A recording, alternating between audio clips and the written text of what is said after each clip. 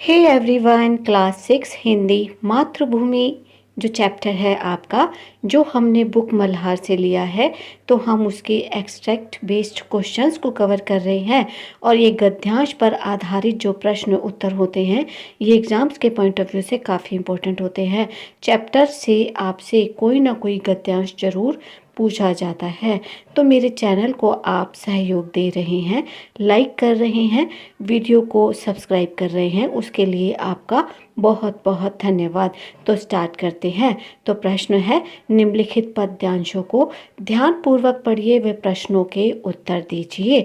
तो यहाँ पर जो हमारे सामने पद्यांश है वो है कि ऊंचा खड़ा हिमालय आकाश चूमता है, नीचे चरण तले झुक नित सिंधु झूमता है, गंगा यमुनी त्रिवेणी नदियाँ लहर रही हैं, जगमग छटा निराली पग पग छहर रही हैं। तो ये जो चैप्टर है, ये जो कविता है, ये सोहन लाल द्विवेदी जी के द्वारा लिखी गई है।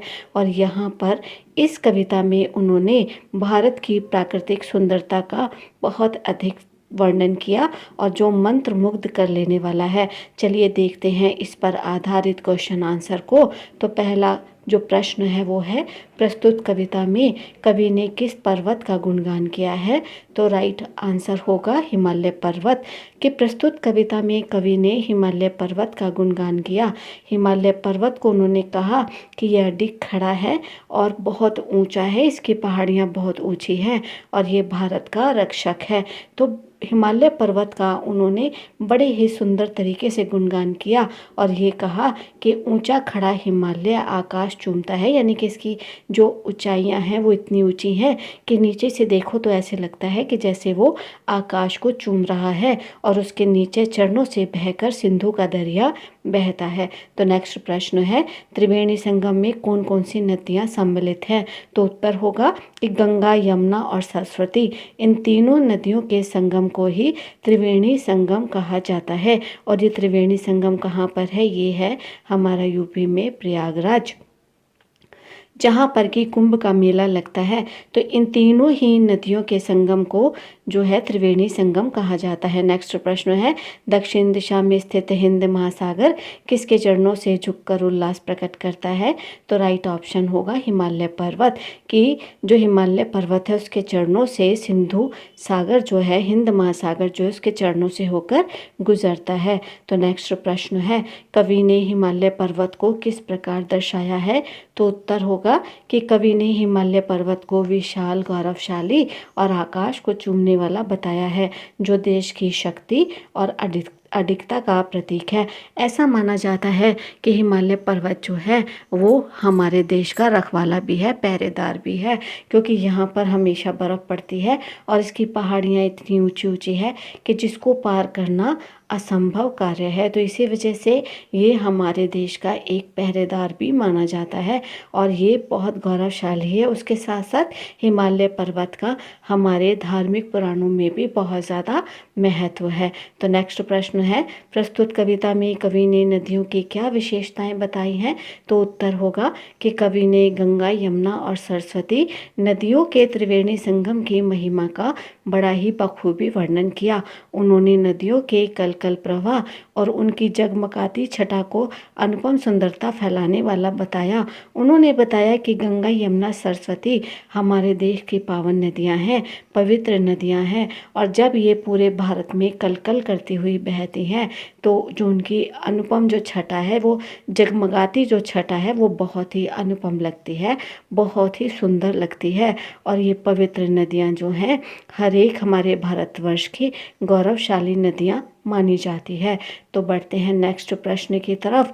तो जो नेक्स्ट प्रश्न है वो है कि वह पुण्य भूमि मेरी, वह स्वर्ण भूमि मेरी, वह जन्मभूमि मेरी, वह मातृभूमि मेरी, झरने अनेक झरते जिसकी पहाड़ियों में चिड़िया चहक रही हैं वो मस्त झाड़ियों में। तो ये हमारा अगला पद्यांश है। चलिए देख लेते हैं हम इस पर आधारित प्रश्न उत्तर को। तो पहला प्रश्न है, कविता में पक्षियों और झरनों का क्या महत्व है?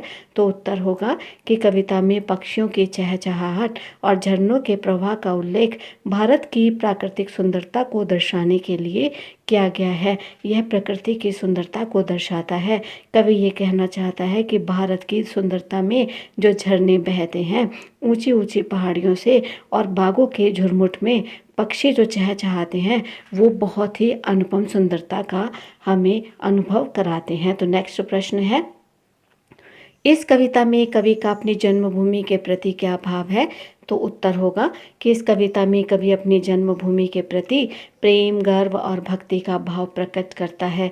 कवि ने कहा कि मैंने इस भूमि में जन्म लिया है, तो इसी वजह से ये मेरी जन्मभूमि है और ये मेरी मातृभूमि भी है, क्योंकि जिस प्रकार से एक माता जन्म देती है तो हम उसे माता कहते हैं। तो मैंने भी तो इस धरती से जन्म लिया है, तो ये धरती मेरी मातृभूमि के समान है, जन्मभूमि है, और मैं इसे माता के समान सम्मान की नज़रों से देखता हूँ। तो नेक्स्ट प्रश्न है, कवि ने भारत भूमि को किस प्रकार संबोधित किया है? तो उत्तर होगा कि पुण्य भूमि और स्वर्ण भूमि। कवि ने भारत को पुण्य भूमि कहा क्योंकि यह पुण्य भूमि है, धार्मिक महत्ता वाली भूमि है। यहाँ पर बहुत सारे साधु संत ने तपस्या की और पुण्य अर्जित किया। भगवान ने भी इसी धरती को चुना, अवतार लेकर जन्म लिया इस पुण्य भूमि पर। और इस पुण्य भूमि का मतलब ये भी है कि यहाँ पर लोग बहुत ही धार्मिक विचारों वाले होते हैं। नेक्स्ट प्रश्न जो नेक्स्ट है, स्वर्ण भूमि। स्वर्ण भूमि इसलिए कहा क्योंकि ये जो धरती है हमारी, ये सोना उगलती है, यानी कि यहाँ पर अन्न से भरपूर उपजाऊ ये धरती है और यहाँ से हम अन्न को उपजाते हैं, तो इसी वजह से इसको उसने स्वर्ण भूमि कहा। तो नेक्स्ट प्रश्न है, कवि ने पहाड़ियों की कौन सी विशेषता का उल्लेख किया है? तो आंसर होगा कि कवि ने पहाड़ियों की इस विशेषता का उल्लेख किया कि यहाँ पर अनेक झरने बहते हैं, और जब ये झरने बहते हैं ऊंची ऊंची पहाड़ियों से ये नीचे गिरते हैं तो देखने में बड़े ही सुंदर लगते हैं। और इन्हीं प्राकृतिक सुंदरताओं को देखने के लिए देश विदेश से लोग जो आते हैं, और हमारी जो भारत की प्राकृतिक सुंदरता है वो इन्हीं झरनों को समर्पित है। तो नेक्स्ट प्रश्न है, कविता में झाड़ियों में कौन सा दृश्य प्रस्तुत किया गया है? तो उत्तर होगा पक्षियों की चहचहाहट का, क्योंकि कवि ने ये कहा कि कविता में जो बड़ी बड़ी ऊंची ऊंची झाड़ियां हैं, बाग हैं, वृक्ष हैं, उसके बीच में कोयल कूकती है, पक्षियों की चहचहाहट गूंजती है। कभी भी अगर आप स्टूडेंट्स पहाड़ी इलाके में गए हैं तो आपने अक्सर देखा होगा कि वहाँ पर जो घने जंगल होते हैं, घने बाग होते हैं, जब शाम होती है तो सारा का सारा जंगल पक्षियों की चहचहाहट से भर जाता है, या कोई भी तेज आवाज़ जब होती है तो पक्षियों की चहचहाहट से सारा का सारा आकाश गूंज उठता है। तो जो हमारे पक्षी हैं वो इन्हीं घने झाड़ियों में, इन्हीं घने जंगलों में अपना रैन बसेरा करते हैं, और वहाँ पर हम इनकी चहचहाहट को बहुत ही ज़ोरदार तरीके से सुन सकते हैं, क्योंकि ये इनका घर माना जाता है। तो स्टूडेंट, उम्मीद है ये सभी आंसर आपको बहुत अच्छे से क्लियर हुए होंगे। वीडियो को लाइक कीजिए, कमेंट कीजिए, चैनल को सब्सक्राइब करके नोटिफिकेशन बेल को प्रेस कीजिए, ऑल पर हिट कीजिए ताकि आने वाला हर वैल्यूबल वीडियो आप तक पहुँचे। मिलते हैं हम आपसे अपने नेक्स्ट वीडियो में। Till then keep watching, stay connected. Thank you.